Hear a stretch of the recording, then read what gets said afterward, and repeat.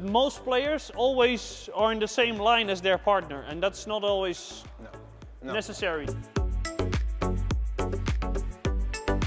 If I can let the Chiquita bounce, I can attack you again.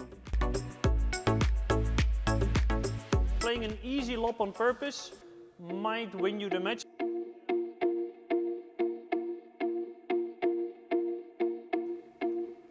Hello, welcome everybody. Today we are in Sassenheim in Terwegen and they're going to play the league. So how to play well together as a team. And we're going to start right now. Vamos! Vamos!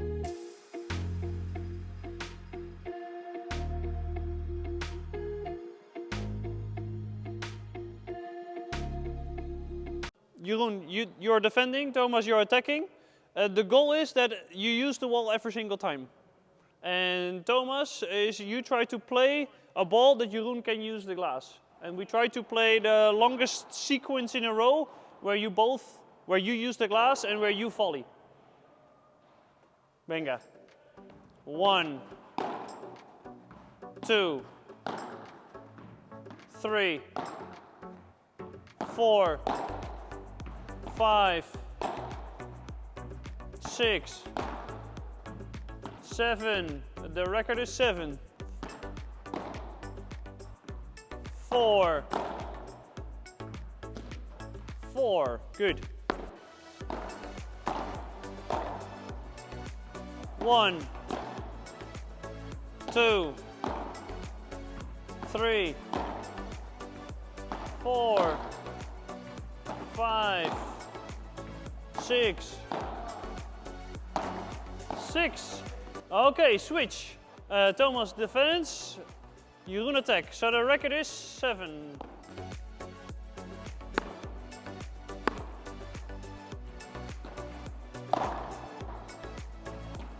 7.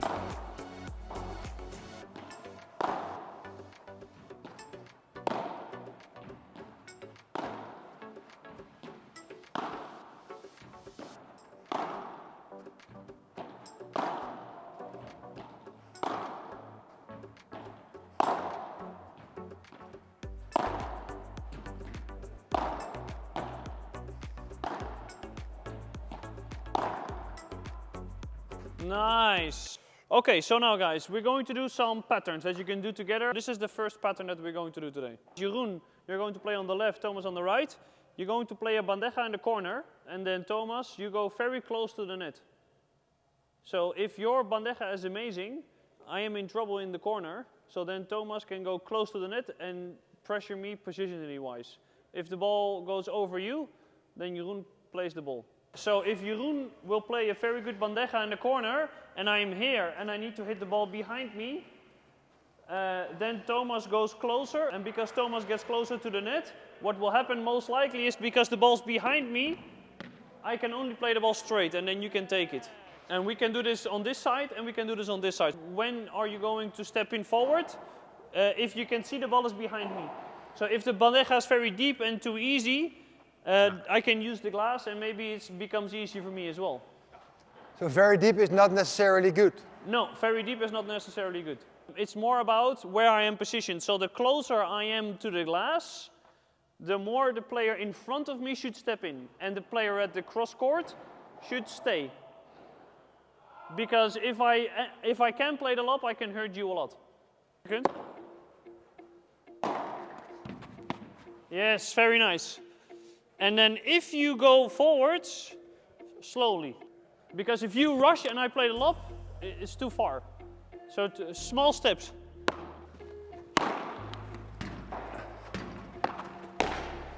Oh! That was good. Yes, nice. I like this bandeja as well, Jeroen.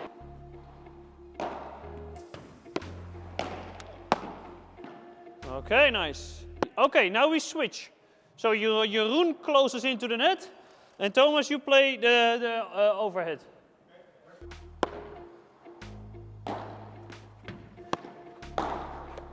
Nice. So this is very good to pressure one opponent, because most players, when you get the backhand volley, they go there. And I am under pressure, so play to the same player.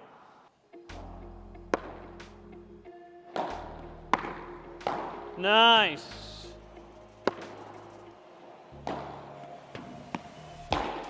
Very good. Last two balls.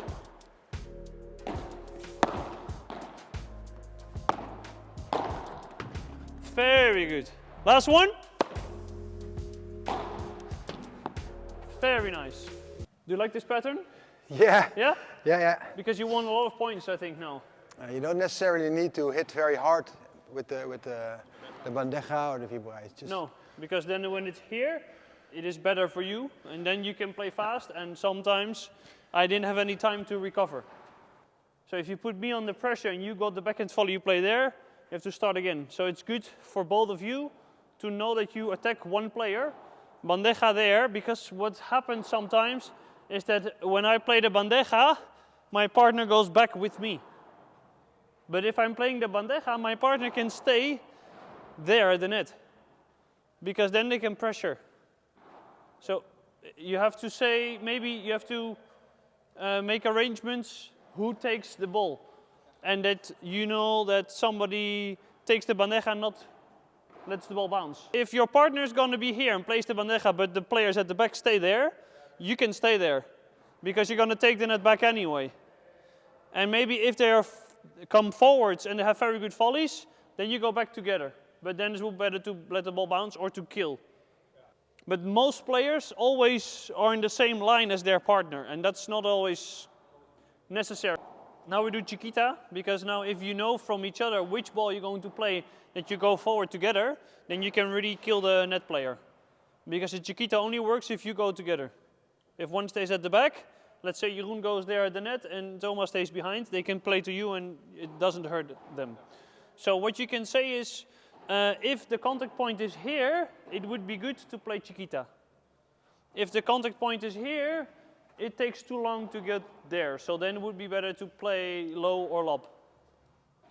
Yeah, so now we play a rally against me, and you decide on my bad ball. If it's too soft, you can play Chiquita, or too hard, and you can use the glass, soft on my feet, and play. And now we play Chiquita to the center. So I'm going to put it here, very slow, in the volley in the middle for me. And then you go to the net together. Yeah.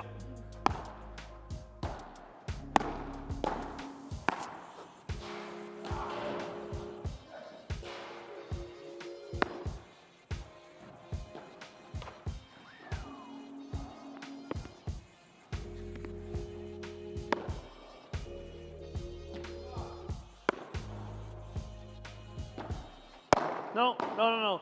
Because now he's too far from the net. So then it would not be a good option. Thomas needs to be able to get to the net as well. So you decide on your position. No. So this is too far back. Yeah, this is possible. Yes, because now you're both very close to the net. So you really have to watch your partner in how far they are from the glass.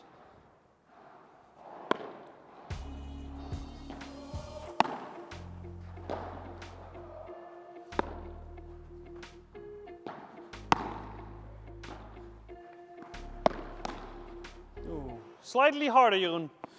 So the Chiquita would be good if I have to volley it very low. If I can let the ball bounce, it's too easy.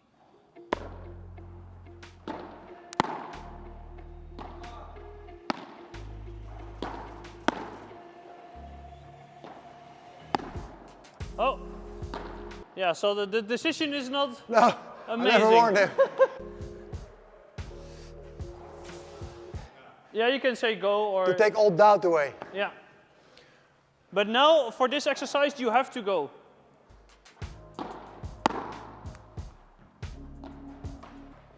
I think the contact point is too low then. Yeah.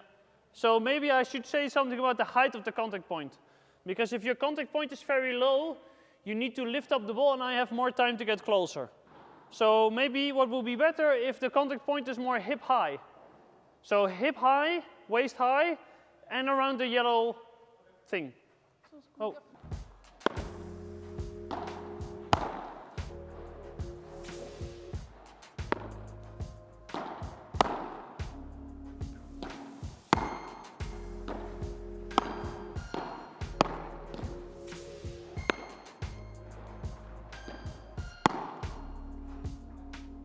Yeah. It's not a position. I think you're both very out of position when you're playing now. So I think now, guys, you're not playing the Chiquita at the right moment. So we have to work on the positioning because you were going to position yourselves to the yellow circle. And it would be better for Thomas to be there and for Jeroen to be here. And when your contact point is like in front of the line or around the line, then you go. Otherwise, you stay behind. So watch your partner, and if they have the contact point here and waist high, go. And then decide if you play flat or slice, whatever, but the ball has to go a little bit slightly faster, because if I can let the Chiquita bounce, I can attack you again. So it has to be so slow or so fast that I have to volley from here. Vamos, yellow card. Jeroen said, well, I normally play my Chiquitas there and not so much there. Let's do two angles now. So one here and one here to make this player move. Because most of the time the player on the left is better at the net, but might have a bigger court. So the player on the left, even though he's better sometimes, you can pressure him more because he has to cover more ground. And this player might have a little bit weaker volleys. So now you decide if you play here or here, on my forehand or my backhand. Yeah? And then also depends on what angle you move forward. Jeroen, can you move your yellow flap here more to the yes. More yellow flap here? No, a little bit more to the left. Yeah. Yellow flapje. Yeah, we call it flapje in Dutch. Yellow flapje.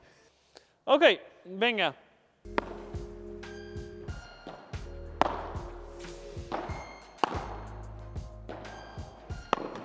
Better. This is good.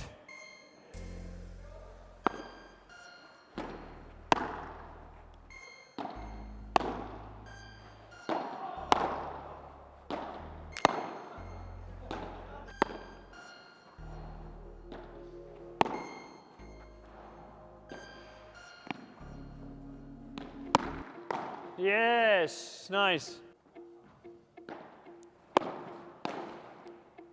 Pity.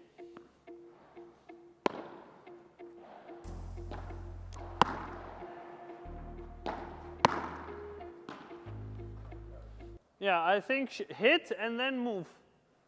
Not at the same time. Yes! Oh! For everybody, the ball was a little bit out. Yes, but try to get closer, guys. Yeah, because I can still play on your feet. Yes, exactly. Exactly. The thing is, it quite often happens that we sort of don't agree, or I don't see when he goes, or he decides that I should go and I don't, or differently. So it's So you have to say like go, or some sort of. Yeah. Because if somebody stays behind, I don't feel any pressure. No. If Thomas is there and Jeroen at the back, then I play slow to Jeroen.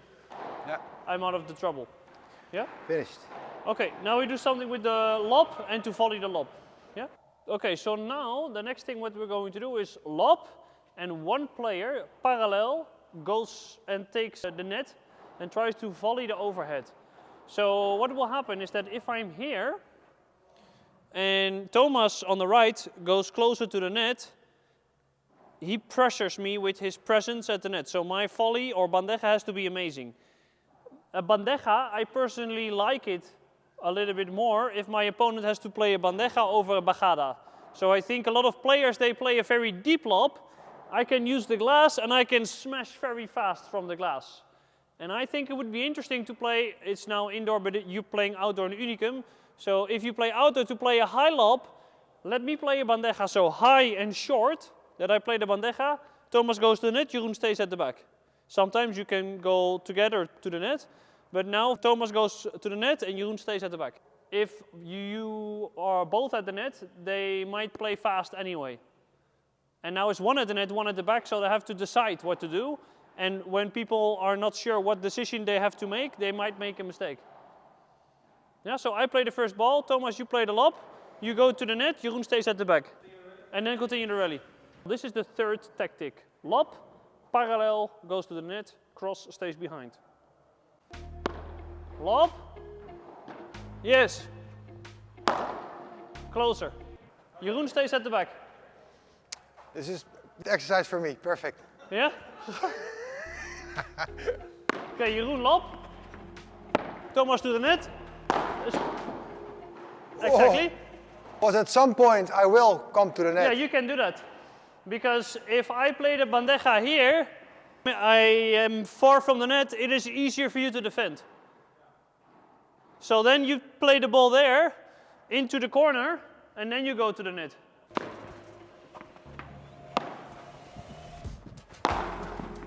Oh.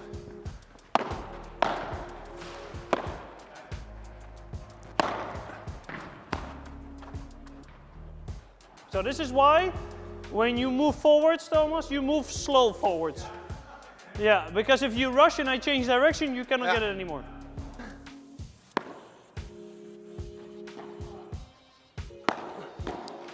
Oi, oi, oi.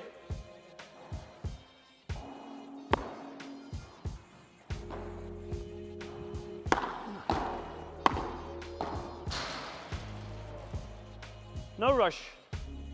So you pressure precision really nice, not always faster.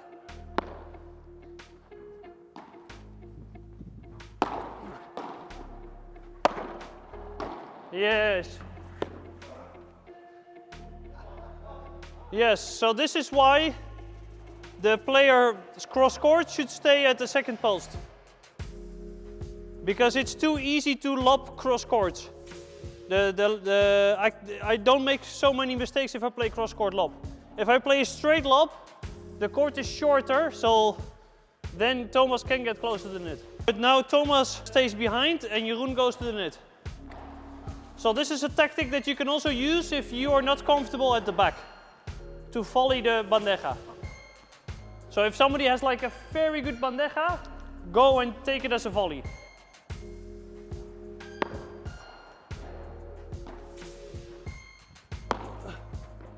Very good. It's good if sometimes you stay at the back and sometimes you you go forward together, because then they have to make decisions. If you always go forward together or you always stay behind, they can play in their favorite pattern, and you need to make them play their least favorite shot. Can you do one where Jeroen stays at the back and Thomas, you go to the net now? Yeah, Thomas to the net. This can happen. So this is the only option you cannot do.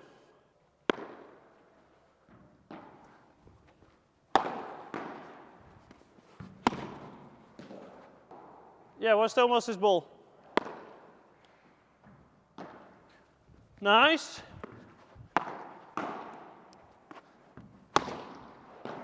Nice.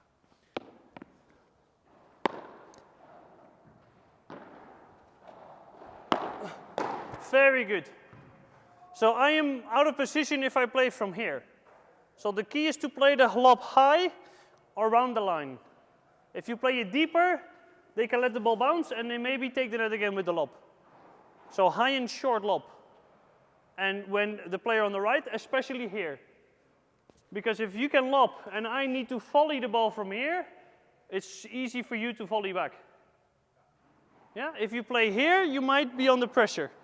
Because then I can still play cross courts to the fence and to the sidewall. Okay, let's pick up the ball. Okay, so now defending the smash.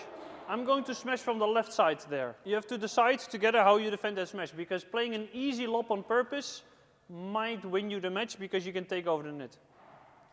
And this is how you do it. If somebody smashes from the left side, the left player goes and waits here. If the ball goes to the fence, they can take it before.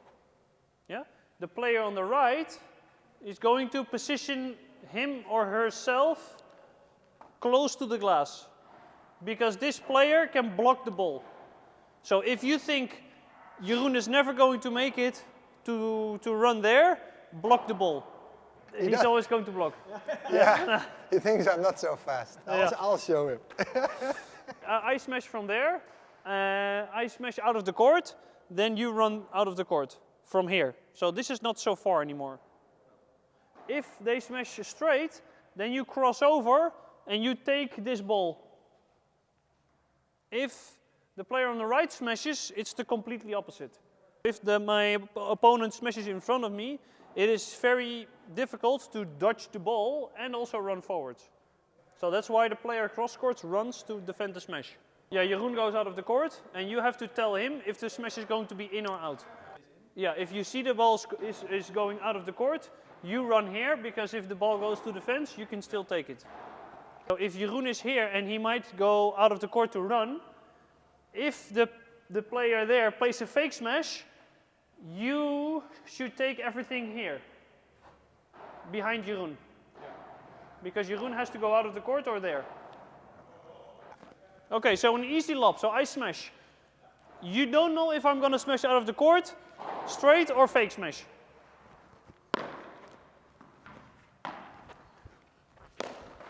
Or this.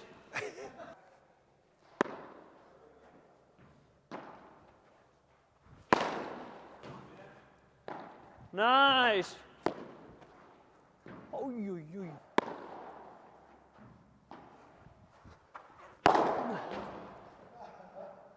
yeah, no rush. Keep running forwards.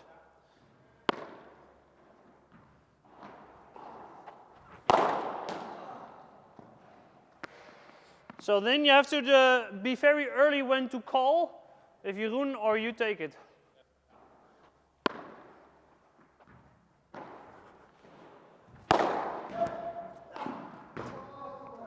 Yeah. Yeah, so even though you're very fast, then still play slow. You don't have to finish the point.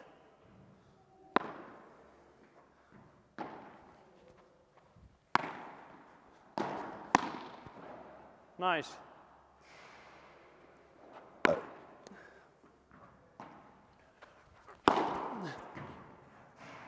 Nice. Yes, this is a winner. Because normally when after I smashed, I'm here. So the most space is behind me. Yeah!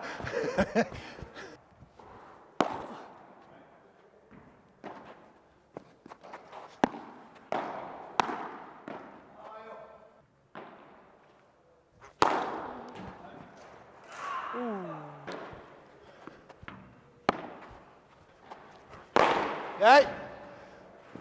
Nice.